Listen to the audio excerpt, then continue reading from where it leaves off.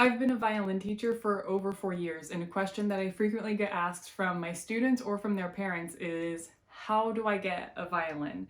And to that question, I always say, if you can go in person to a shop and speak with a luthier and try out different instruments, then always do that. That is always what I would recommend, but I completely understand that that isn't always possible for everybody, either financially, or maybe you don't have a shop near to you, or maybe you just don't want to drop $500 to $1,000 on an instrument for your 6-year-old when you don't know that they're gonna stick with it. I completely understand that. But getting a quality instrument is still really important. So I was very intrigued when the company Fesley reached out to me and said that their mission is to provide quality instruments at an affordable price. And they asked if I'd be willing to review and try out one of their new violins, and I said yes. So let's try this out together. Now, I have not opened this, so we are going to be seeing it for the first time together. Okay, I got all the wrappings off, and here it is. Immediately, the case seems like it's pretty decent, pretty good quality. It seems like it's durable, and you can tell a lot about a violin by its case. That's not actually true, but sometimes it's true, but it's not actually true. But let's open it up and see what it's like inside. Where's the zipper?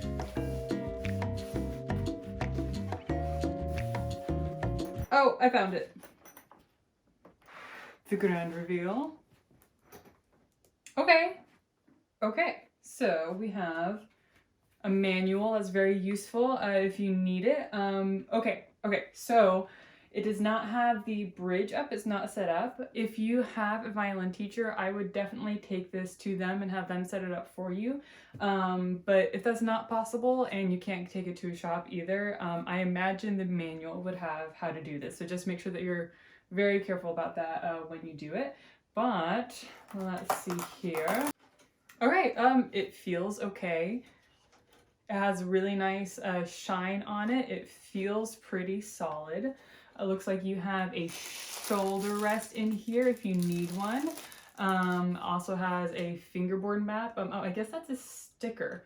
Again, that's something I would defer to your teacher for, but it's very nice that they included that. We have the bow, which seems like it's already tightened. A little bit. Okay, I guess not. But yeah, but it tightens and loosens, okay. All right. See if there's anything in the compartment. Ah, yes, okay, so here we have the bridge and a cloth, and oh, it comes with strings too. Okay, it has extra strings. That's really nice. I believe this violin is $170. So for the whole instrument and the cloth and the strings and the shoulder rest, that's pretty good value for all of these things together. Let's see, does it have rosin? Ah, yes, here we go. It has rosin in it, and it has a tuner. Okay. Very cool. So I'm going to get this all set up and tuned, and then we can see what it sounds like.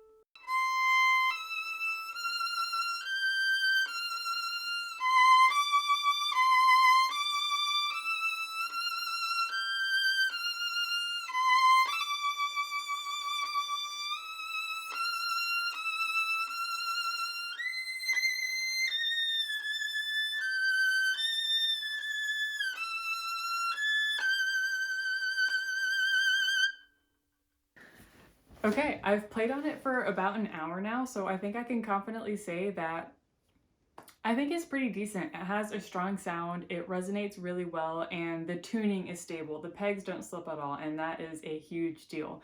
I think those three factors are some of the biggest ones that I would look for as a beginner violinist on a budget. Those three things are really, really important. So there were a couple of cons. You guys saw what I wrote on the screen. I think the biggest thing that a beginner especially would struggle with is that the bridge is a little bit more on the flat side, so it's a little bit more difficult to stay on one string. But other than that, it was a lot better than I thought it was going to be. I was pretty impressed with it. So you guys can let me know down in the comments what you thought of how it sounded. Big thank you to Fesley for sending this violin to me. I'll get a lot of use out of it. And yeah, if you guys like the video, please give it a thumbs up and subscribe. And I'll see you guys pretty soon in the next one. Bye.